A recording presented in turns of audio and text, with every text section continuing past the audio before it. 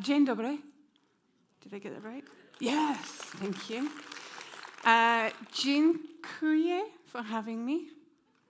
Yeah, okay. Thank you. Let me begin by telling you a story. So, once upon a time, begin by picturing the scene. My heart was racing. My throat was tight. I needed to go and have a feedback conversation with somebody, somebody that, well, essentially he was our boss, so he's the guy who pays us. You don't want to upset him. I needed to give some feedback to David. He's a senior leader in our organization, and unfortunately, he was hitting my team with a constant barrage of negativity, criticism, unpleasant comments about the work that was being done and how people were doing it. And the team were getting demotivated, disheartened, and were feeling pretty low as a result of this. Something had to be done, and of course, I'm the person who has to do it. Which is a bit of a problem, because David can be a little bit spiky. So especially when it comes to criticism, any criticism of him, how he's working, anything that he doesn't like to hear from you, and he has a reaction. It's not guaranteed, but it's probable. So I'm feeling a bit nervous. I'm not sure how to approach this conversation. I want it to go well. I don't want to get fired. I don't want anyone on my team to get fired either. So I'm wrestling with how to talk to him. I'm wrestling with what to say and how to say it. And as I'm wrestling, I consider a model of feedback that we're all familiar with, so popular, so well known that it's taught on programs around the globe. You may be familiar with it. It's known as the feedback sandwich. It's got another less family-friendly name that you might also have heard, which perhaps gives a more accurate description of the format. So I'm preparing for this conversation with David. I'm feeling a bit nervous going in. I know it's going to be pretty intense. There's a terrible pun there for anyone. And then one more. So I'm feeling pretty intense. I'm feeling quite on edge. Yeah, thank you. Okay. There's no more of those, don't worry. So I'm going in to approach this conversation with David, and David's going to have a reaction. And I predict that the reaction is going to be pretty much like this. And in fact, that's then what happened. He wasn't as explosive as this. He didn't destroy office equipment. He's the senior leader after all. But he wasn't exactly pleased with what he heard, and he wasn't exactly polite with the way that he responded to me when I gave him that feedback. In fact, he seemed to think that I was maybe singling him out, accusing him, telling him he was a terrible leader, when all I wanted was him to be slightly less critical. So not a great reaction from our angry panda. So, Nazywam się Ceri. I'm an agile, thank you, that's it, there's no more Polish, I can't do it, it's bad enough. I'm an agile behavioral coach, and as Paul so very kindly said, I'm also training as a neuroscientist. I have a background in counselling. I was a counsellor at college. I was a trainer and a volunteer with the Samaritans. I studied psychology. So this is something I'm very passionate about. So the reason that I'm so interested in all of this is because I lucked out. I won the lottery of illness, and I contracted meningitis twice. And meningitis, just in case you're interested, is an inflammation of the meninges. And one of my lots of meningitis led to encephalitis, which is where your whole brain gets kind of swollen. And it leaves you with some neurological problems afterwards. And trying to figure out what the world looked like and how I should interact with it as a result of my illnesses left me fascinated with how my brain worked and how being ill changed how my brain worked and how I showed up as a result. So it exacerbated my existing ADHD, that's attention deficit hyperactivity disorder, and gave me some problems with emotional regulation as well, which is also fun. So I kind of like brains now, not in a weird zombie way, in a sort of a nerdy, booky way. And it turns out that liking brains is really useful in my work, first as a Scrum Master and then as an agile behavioral coach. And it taught me in my work to look at what's underneath. We've got our processes and tools. We've got the things that we do to help our teams work, to help us deliver things. But there's behaviors and intentions and thoughts and processes that sit underneath. And when we look at those and work out how to be more effective with those, that's when we start to help our teams become more effective as they're working together. So let's take a look under the mask. Let's see what sits underneath. I want to begin by introducing you to Amphioxus. Amphioxus, they're still around today. They now are in the form of the lamprey, and they were around about 100 million years ago. There's fossil record showing that they were around 100 million years ago. They're brainless and faceless, so they don't have a brain. They have more of a collection of nerves that's more of a control center. And they live in the river. They anchor themselves to the floor, and every time there's a shadow overhead, they dart away from the shadow to escape probably being eaten. And the rest of the time, they sit there with their mouths open, waiting for food to flow in. Now, what's important about that is that control center. The very first, the earliest organisms that had identifiable neurons were these creatures. And as creatures evolved to become more, to have more movement, so to have more complex movement to escape predators and to have more movement to catch food more effectively, the neuronal center in the middle became more complex. So as our movements became more complex, so did what would then become our brain structure. So let's see what this looks like now, sat here. Let's see how this evolution has panned out. I invite you to close your eyes for a minute and picture yourself in a cool, dark forest. As you're standing there on your own in the cool, dark forest, behind you a twig snaps. Okay, a moment later, your friends come through the bush. It turns out that they were looking for you and you're not found, so everything's okay. You can open your eyes. So in the moment where you heard the twig snap, just with a show of hands, how many people had some kind of reaction? Maybe a little jolt, a little shock, a little surprise? Yeah, I'm seeing some hands go up. Okay. So, and some people maybe just felt a little bit tense, and that's okay too. So there's an estimated 80 billion neurons in your brain. Each one has around 30,000 connections. And so we think that because of this massively complex brain that we have, we are capable, rational human beings. But even with imagining a scene just there, we show how we still have automatic, very primal responses. We react as if that threat is real, even though it's imagined. And the important thing to know here is your brain can't tell the difference. So there's been MRI scans of people imagining situations just like these, and what's really interesting is the same bits of your brain, your motor cortex and your visual cortex, the same bits of your brain light up when you imagine that situation as would light up if you actually physically experienced a similar situation. So your brain can't tell the difference between the thing that you just imagined and the real event. So as those early creatures evolved to become more complex, they passed down their responses.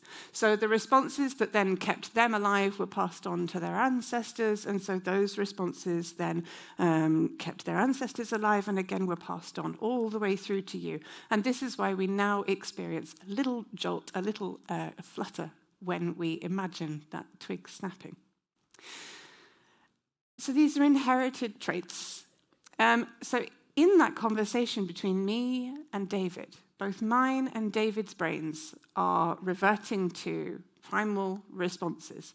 Not primitive responses, and not reptilian either.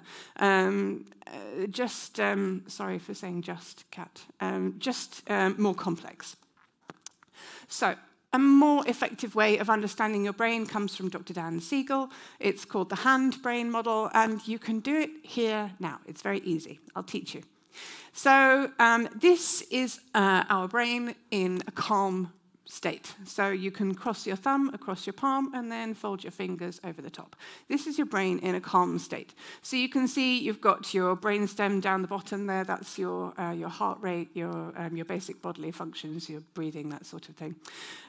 On the top here, you've got your prefrontal cortex. So that's the bit of you that's aware that you're in the room, that decided to come to this conference, that enjoys writing things down or taking pictures. And then underneath, you've got your limbic system. And this is the system that essentially kicks off when we enter that state where the twig snapped. So Dan Siegel calls this flipping your lid. So in this state, your fingers are up. So your cortex, this is the bit of your brain that's responsible for your decision-making, your creativity, your logical reasoning, your problem-solving capacity. That, it doesn't literally happen like that inside your head. Your brain doesn't literally flip. It's a metaphor. It's okay. But this represents blood flow, right? So this is showing us that this bit of the brain is receiving more oxygen, and at this point in time, this bit of your brain is a little detached. It's not getting as much resource as the rest of your brain. And Aga spoke about this a little bit yesterday as well. So the important bit here is your amygdala, and that sits in this picture here. It sits on your thumb knuckle here. Your amygdala is it's the bit of your brain that essentially kicks off the chemical process of your stress response. So when you heard that twig snap and you had a response, that was your amygdala kicking off. What's interesting is that your amygdala is also used, one of its functions is to track social connection. So if we're feeling particularly socially connected with the people around us, your amygdala won't kick off the chemical response and will stay relatively calm.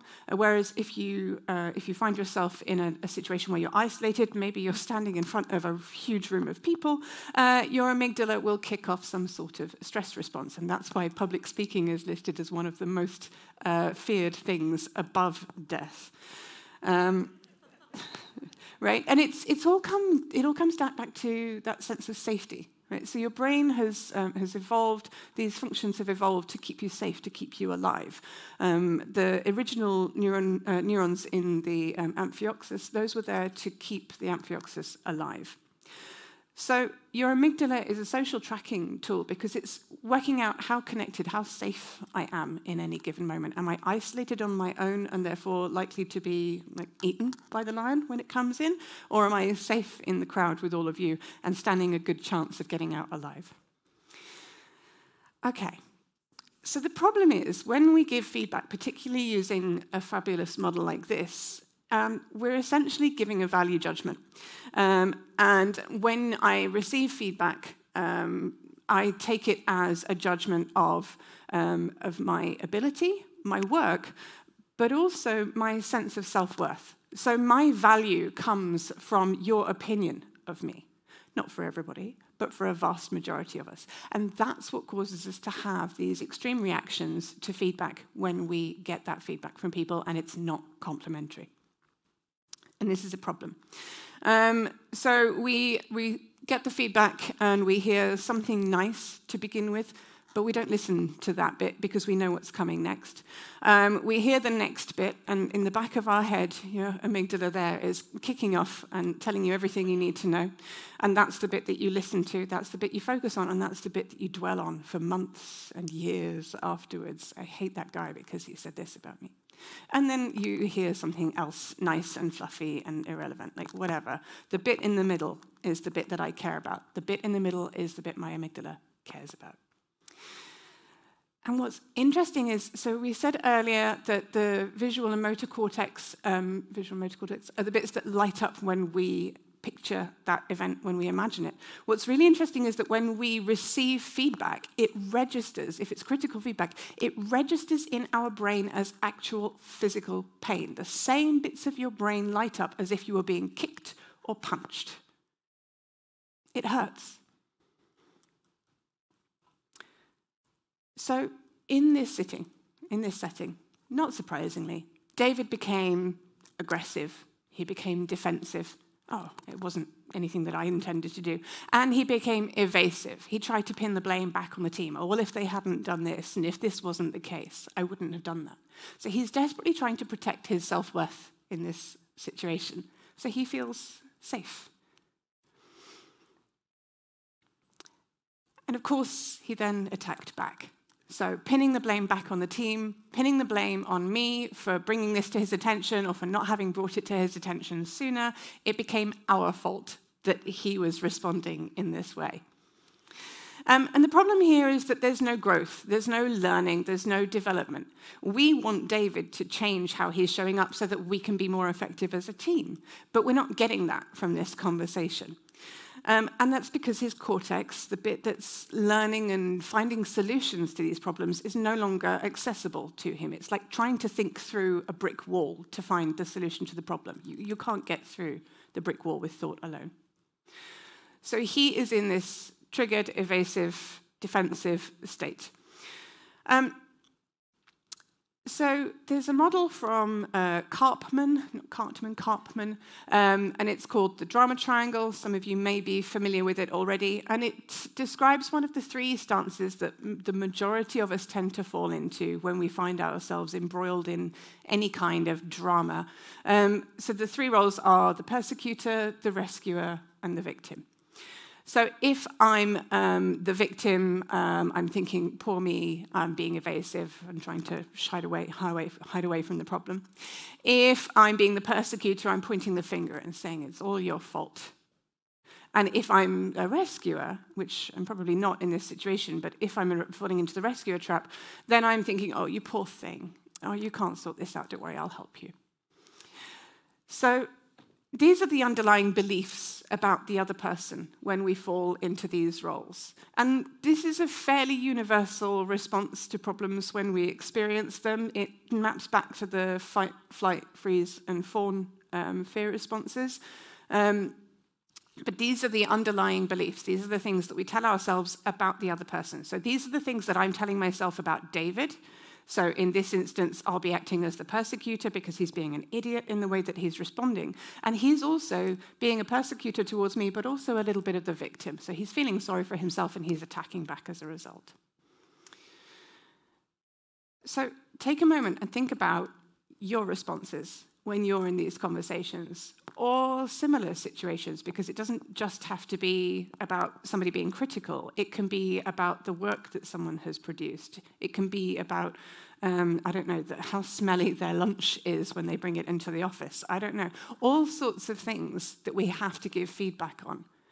Which are the roles that you fall into? It's not something to be ashamed of. Like I say, everybody pretty much does this. And most of us fall into at least one quite habitually. Lots of us will fall into different ones depending on the situation that we're in. So most people, most of us, our identity is tied to our sense of self-worth. So in that moment, David, who would like to feel good about himself, is feeling anything but. He's feeling pretty depressed and down about our impression of him, about who he is, his value, what we think of him, and so on. Because senior leaders have feelings too. So David hurts when I give him this feedback. And in this situation, it's very normal to defend, to protect my sense of self-worth. I need to feel like I'm actually a valid human being. Regardless of what you've just said to me, I still need to feel like I'm a decent person, like I've got value. And that's one of the reasons it then becomes so hard to hear that feedback that I've just given him and to do something constructive with it, to actually make the changes. And instead, he'll fall into that dwelling, ruminating pattern. What's interesting is that the more stress we're under, the more tired, the more hungry, the more primitive and immature our responses might become. So, for example, I don't know how many people here drive, but if you're driving along and someone cuts you up, you're probably not going to have the most mature response to that, right? All of the words come out, right? So the more stressful, like, you nearly killed me. Right? I'm not going to have a mature response to that. There's probably going to be some name calling and some fingers. Okay, so we will go to ridiculous lengths, extraordinary lengths, to try and build up our picture of self-worth when we find that it's threatened. And it might feel like or look like we've come out on top. But when there's no meaningful connection between the thing that's said and the people that are saying it, there's no growth, there's no learning. We might deliver that feedback, but if the person receiving it is more interested in protecting their sense of self-worth, they're not going to take anything from it. They're not going to make the changes we want them to. There's going to be minimal growth or minimal change at best, and likely we're not going to see any change at all. So what can we deduce from all of this? Well, we can understand that it's not the words that we're using, it's the environment, the situation, the system. If we're thinking about systems, then the system that we're creating. When I speak to you and you listen to me or respond to me, we create a system between us. If that system, if that environment is one where we both feel safe, there can be learning and growth. But if either one of us is in that flipped lid state, and it's very likely that both of us will be, we don't create a system, an environment where we can learn and grow. So it's the system, the conversation, and how we're responding to it that makes it feel unsafe. So in that instance, David feels attacked. I'm not physically attacking him. I'm not even verbally attacking him. I'm telling him that, the team are really upset with the way that he's been showing up and they're feeling unmotivated. But he feels attacked. So he doesn't feel like he's in a safe system, a safe environment. So the whole thing falls down. The whole thing collapses. But you may trod me in the very dirt, but still, like dust, I'll rise. Let's fall in the dirt, and then let's get up again. Let's do it again, but this time better. We're going to go back in time. We're going to do it again. We're going to start from the beginning. I still have to talk to David about his negativity, his criticism. We haven't had that conversation yet. But I need to take a different approach. I need to find a better way. Okay. Now this time, before we even start, before we even begin, before I even go to talk to him, there's some steps that I'm going to take to help me through this. I'm going to begin by asking myself, why? Why do I want to have this conversation with David? Why is it important to me? What do I want from it? What is it that I care about in this? What are the needs that I have for me or for my team? What does a good outcome look like?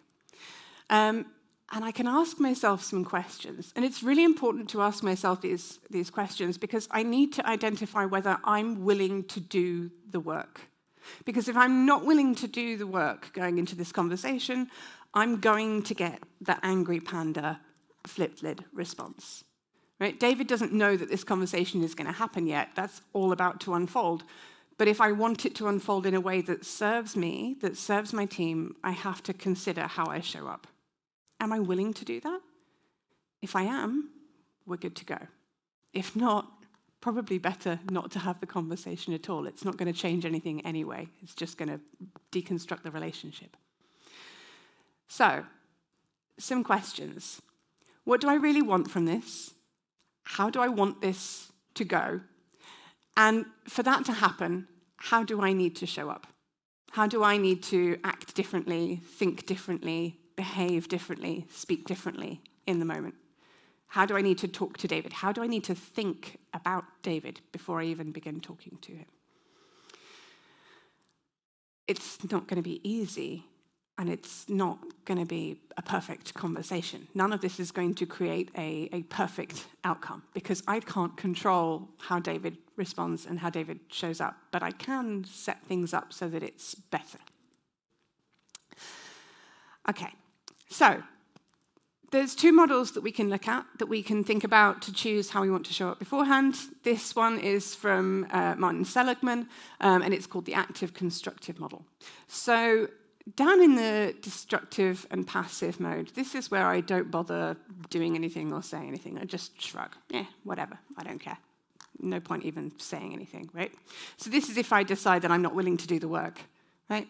Yeah, I don't care that much. It's not that big a deal anyway. Don't say anything. In the active destructive, this is where we see the feedback sandwich. We're being a bit of an arse in that situation, right? We're being a bit mean. Some people call this being really direct, or you know, like, I want to be brutal. I'm going to tell it like it is. I'm going to give them the truth, right? But then what you create is that flipped lid state. Down in the passive constructive, you've got nice, really nice. Oh, it's great when you come and talk to the team. We really like interacting with you. We're not going to tell you all of the bad stuff because you're going to knock everything over. It's so great when you come and talk to us, right? And David only finds out much later when it's all gone horribly wrong because we can't talk to him properly. So the bit that we want to focus on is the active constructive. This is where we are being direct, but in a way that isn't making David feel invalidated or ostracized or isolated. We're doing it in a way that helps him to learn and grow and to see how he can do something better. Oh, there we go. I had pictures for those. So there we go. The shrug, the sandwich, or the destructive, the niceness, and the bit that we actually want to work towards. Okay, so the idea here is that the positive bit that we want to be working towards is all about being intentional and supportive. And we'll go into what that looks like a little bit later. But now let's look at the second model, which is very similar. And I show you both because there's some slight differences, as we'll see. So in Kim Scott's radical candor model, we've got care personally and challenge directly. So a very similar thing plays itself out in the bottom left. When we don't care and we don't challenge, we've got the shrug. Yeah, whatever. When we challenge, but without any care, like I don't care about your feelings, I'm just going to tell you what I want you to hear. I'm going to tell you all of the dirty truth, and you're going to take it because you need to hear it. This is challenging directly. Care personally. Lots of care, lots of niceness, but no real meaningful change. No real insight about what I can do differently. You see this sometimes in performance reviews. So for 6 months, you'll be told you're doing a great job. And then at the 6-month mark, then they list all of the things that you needed to do better the whole time to get the pay raise or the bonus. And you're like, okay, great. Now you tell me. If you told me 6 months ago, maybe I could have done something about it. Maybe you don't want me to get the bonus. So we want to challenge directly, but we want to think about the other person as they are hearing our words. Consider how this is landing. Consider what you need to hear to be able to learn from this and to be able to take that information without being in that flipped lid state. Okay, so I'm going to go and talk to David. I've decided how I want to show up. I'm going to care about him.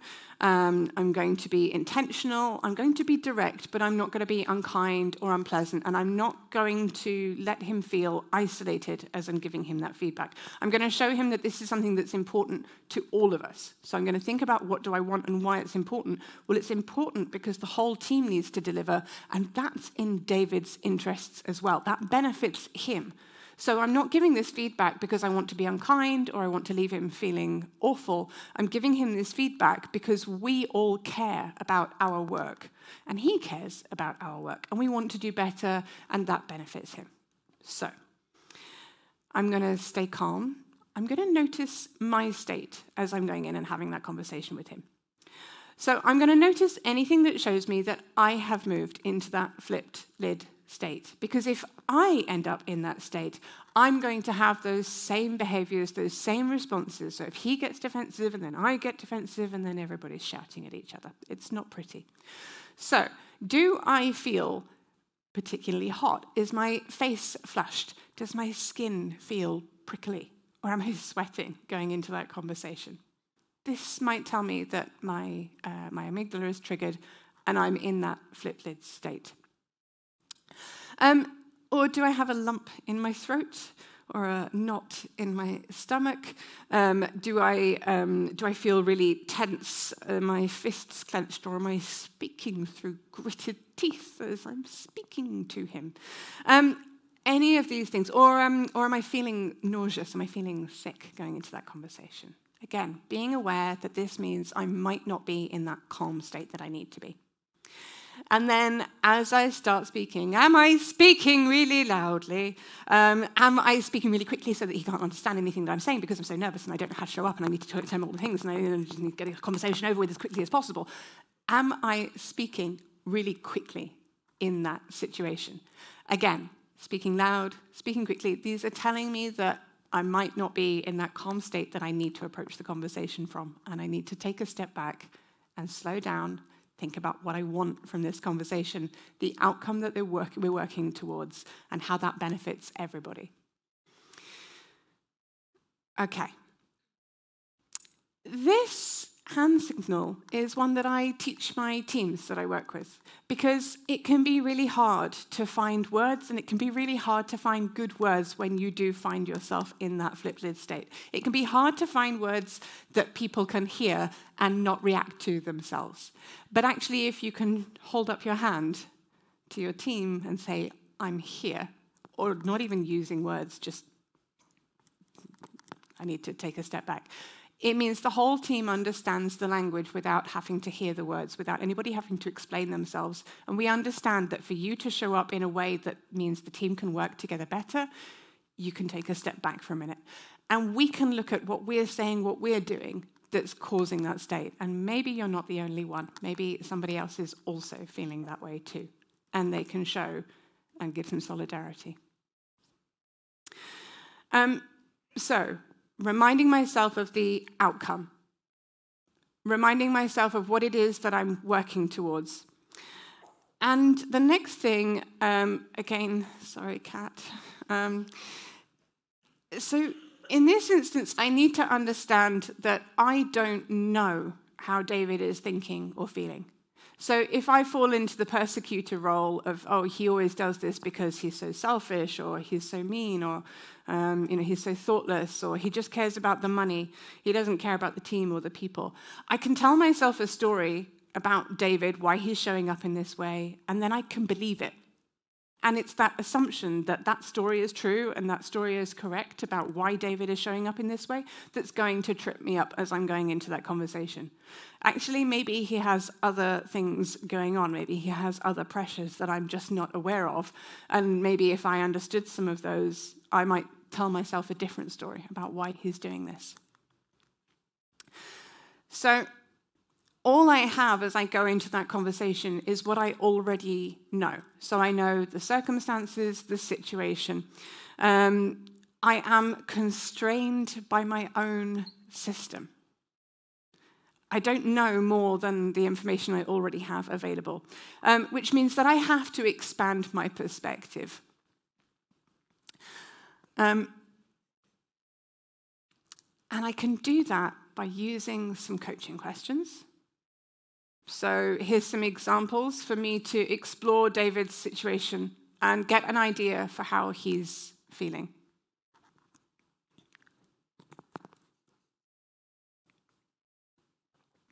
And it's important to do this because David's not stupid. He's not an idiot. He's not showing up in this way intentionally or to trip us up or to make things worse. It's his job, too, to get us to perform. But when I understand what's actually going on behind those responses, the pressures that he's facing, we can start to work together on how to be more constructive, how to be more effective when we're talking to each other, so that he gets his needs met and so that my team and me, so we all get our needs met as well. So when I'm asking him these questions and hearing his answers, I can use what's known as unconditional positive regard. I can treat his answers as valid. He's not coming to this conversation intending to be difficult. He's not coming to this conversation intending to be disruptive. But actually, he is trying to do a good job himself. So I can explore what sits behind that. Where do those things come from? Anything that he says, I'm not going to then let him off the hook. I can just understand that it's his truth, not the truth. Okay, so the amygdala tracks social connection. That means that when David feels heard, when he feels understood, when he feels like I understand why he's showing up in this way, his amygdala essentially tracks that connection. He begins to feel safer in that conversation. And neurologically speaking, that sense of feeling heard calms us down. We feel calmer going into that conversation. And what's interesting is we don't need to, so if I say something and you hear me, you acknowledge what I've said, you don't need to agree with what I've said for me to feel calmer. I just need to know that you've heard me and understood me and are considering what I've said. Okay.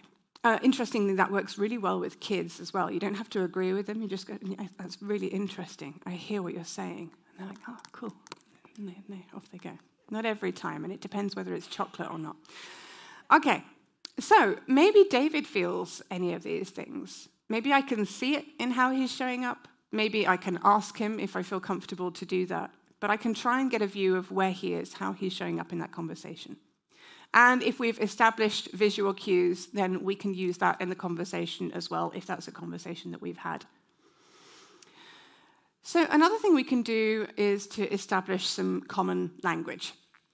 So this is something that you can do here and now. If you've got a pen and some paper. I like to do this with my teams, and it's where if you consider the state that you go into, what you look like, how you show up when you're in those difficult conversations. So maybe it's when you're giving feedback, maybe it's when you're receiving feedback. In this instance, this is me when somebody drives on the road and cuts me up.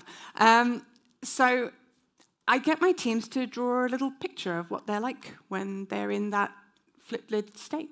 So I'll give you a minute. Grab a pen and some paper and draw yourself a little picture of what you think you look like.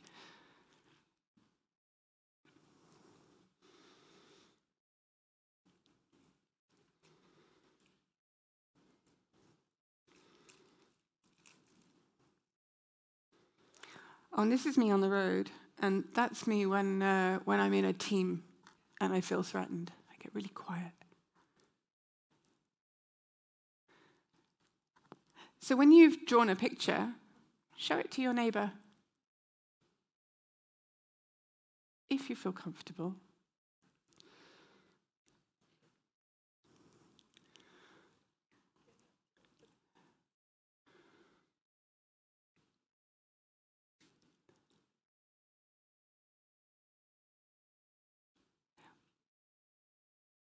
What do you notice? What do you see?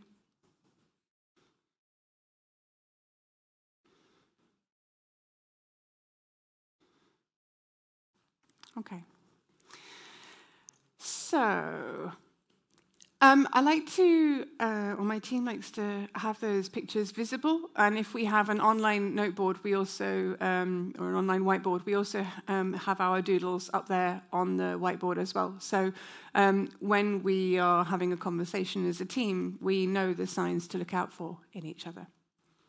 Another thing to look out for, and another thing that I can consider as I'm talking to David, is whether or not David has a prevention or a promotion focus. So there's a way that I can gear my language that meets him where he is, rather than expecting him to meet me where I am. And it's all about the kind of focus that we have on problems when we see them. So a really easy or simple example of this is when you brush your teeth in the morning or in the evening. When you brush your teeth. So if you have a promotion focus, you will brush your teeth so that you have clean teeth and your breath smells good. If you have a prevention focus, you will brush your teeth so that you don't have bad breath and so that you don't get cavities. So promotion focus looks at what we gain, what we get from the situation, and prevention focus looks at what we avoid from the situation. And a lot of us will have different focuses from each other. Some of us, or most of us, will be biased towards one or the other. So you'll hear this in language that people ask you, like, what do we get from doing this? What's the gain? What do we win? Where can we use this? Right, that's the promotion focus. Other people will ask about what are the risks of doing this? What are the downsides? Where could this go wrong? What are the obstacles? That's the prevention focus. So by listening to the way that David speaks to the team more generally, I can listen out for the focus that he tends to use when he's talking to them. So then when I'm giving him his feedback, I can then choose the focus that works best for him in that situation. So he's usually quite critical, but is he saying, you're not doing this, or is he saying, you're always doing this? Is he saying, you keep creating this situation, or is he saying that because of this situation, we keep losing whatever it is that we keep losing? So which is his focus? I can then gear my language towards that as I'm speaking to him. Okay. So then I'm going to share the truth. I've now decided on my approach. I've decided how I'm going to show up. I'm paying attention to my physiology in the conversation. And now it comes the time to actually tell some things. But I'm going to use the active constructive as I'm talking through this. So that might look like questions or statements like this. So I might talk about things that I've noticed that are really good. So I noticed that the team really improve when you, and if I'm using promotion focus, I noticed the team really improve or do better when you do this. Or if I'm using a prevention focus, I noticed that the team do better when you don't speak to them in that way, or when you avoid those kinds of conversations, when you don't talk to them using this language. It's really effective when you do this. It's really effective when you don't do that. So if I'm using the radical candor model, I can challenge directly when he's saying, maybe he might begin to get defensive. He'll say, oh, well, the team always says this, the team always does this. I'm like, always? Every time? Can we explore that? What are the times when they don't? What are the times when they do? Let's look at that. Not with the intention of taking him down and proving him wrong, but actually being really curious about, okay, so you see that as always happening. That's really interesting. Let's talk about some examples. And are there any examples we can think of where they don't do that? And can we explore those? What's the difference between those two things? It's less about telling David, it's more about exploring the situation so that he can learn through the context by imagining it himself. Okay, so I can also remember that he's not attacking me in that situation, he's defending himself. So if he does move into that flip-lid state, I can choose not to take it personally because it's not about me. He feels attacked. So if he feels attacked, I can slow down. I can give him time to calm down. I can give him time to pause and reflect when I'm asking him questions, give him time to actually think about the answer rather than rushing him for an answer right now. And I can show him how I care or why I care. I can be clear. I can be honest about why I want to have this conversation with him. I care about the performance of the team. I care about the well-being of the team. I see that they're not showing up effectively, and I care about that outcome, and I know that you do too. So let's work together to create something better. It's okay to be honest about that. Okay. Now, next is something really simple, but simple doesn't necessarily mean that it's easy, and it's to ask myself how I contribute to the problem. What did I do to cause this? And everybody on the team can do this as well. So maybe David is criticizing us for not giving him reports because we're not being upfront with him. We're not being honest. We're maybe hiding things from him because we're worried about his reaction. But actually, he's only having that reaction because we're hiding things from him. Maybe if we were able to be more transparent or translucent, maybe if we were able to do that, he wouldn't have the need to get so upset, to be so critical of what we're doing and how we're doing it.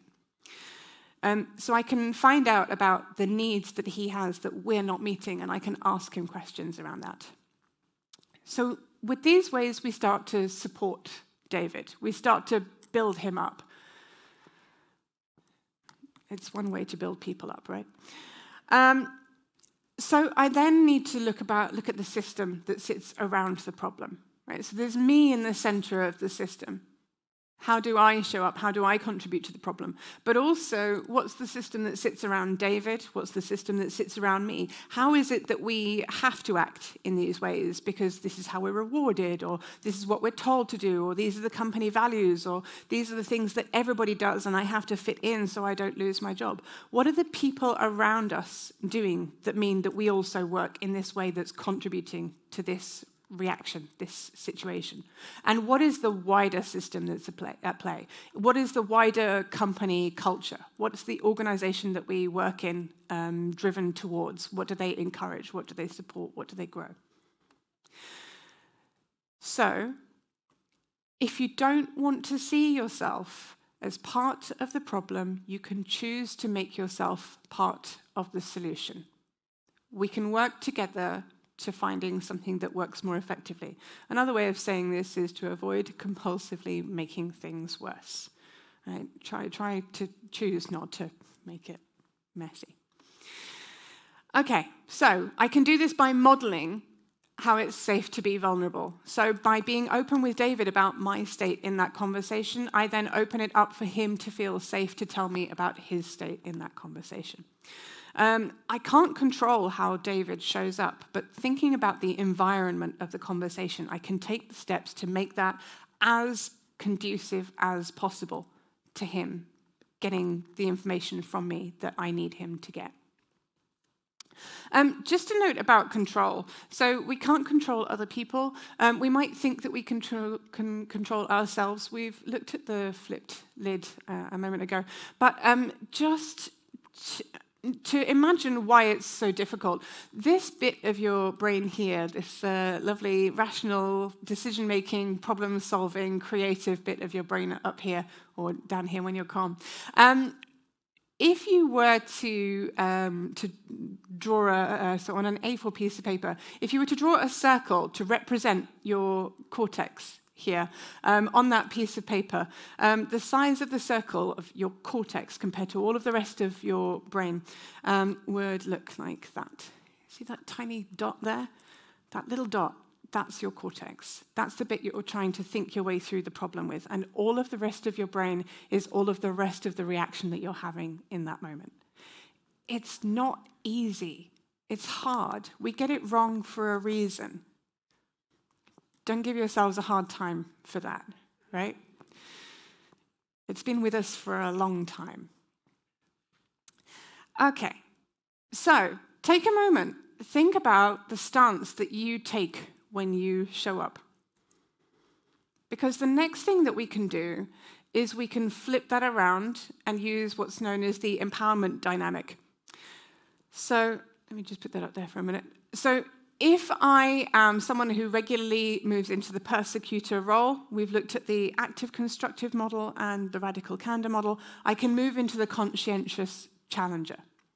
If I typically fall into a victim stance, I can become a creator. So instead of thinking, poor me, I can realize the ways that I have choice over the situation, certainly about how I show up, although remembering the dot on the page, how far that goes.